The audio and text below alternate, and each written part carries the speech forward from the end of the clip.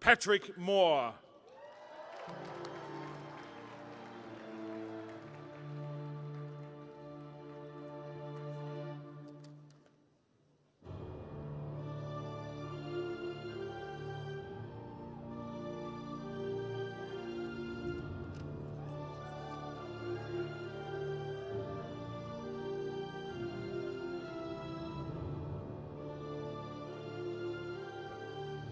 You can see why he's off his best, obviously, but you can see why he placed as high as he did at the Olympia with that structure, that tiny waist.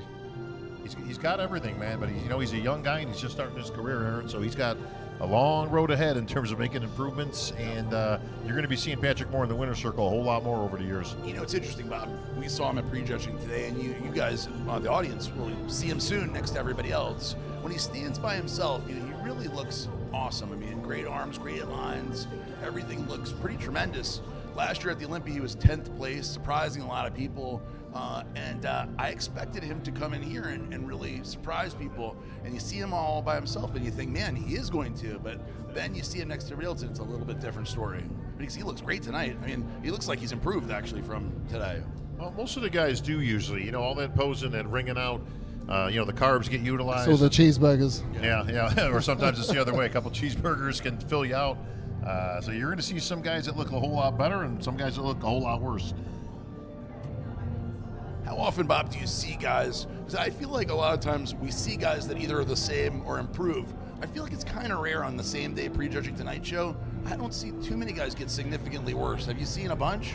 No, not generally speaking. Yeah, if there's at this level. Yeah, at this level, you're not going to see huge mountains being moved in terms of conditioning one way or the other, but slight differences can make a difference in those placings.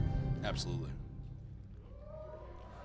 Yeah, it's just incredible how he looks on his own. I mean, this physique, exactly how it is, you blow that up another 10, 15 pounds.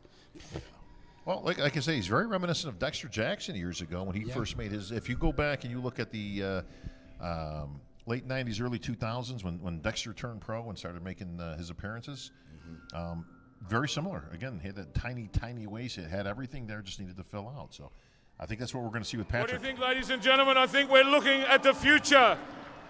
And he's actually taller and bigger frame.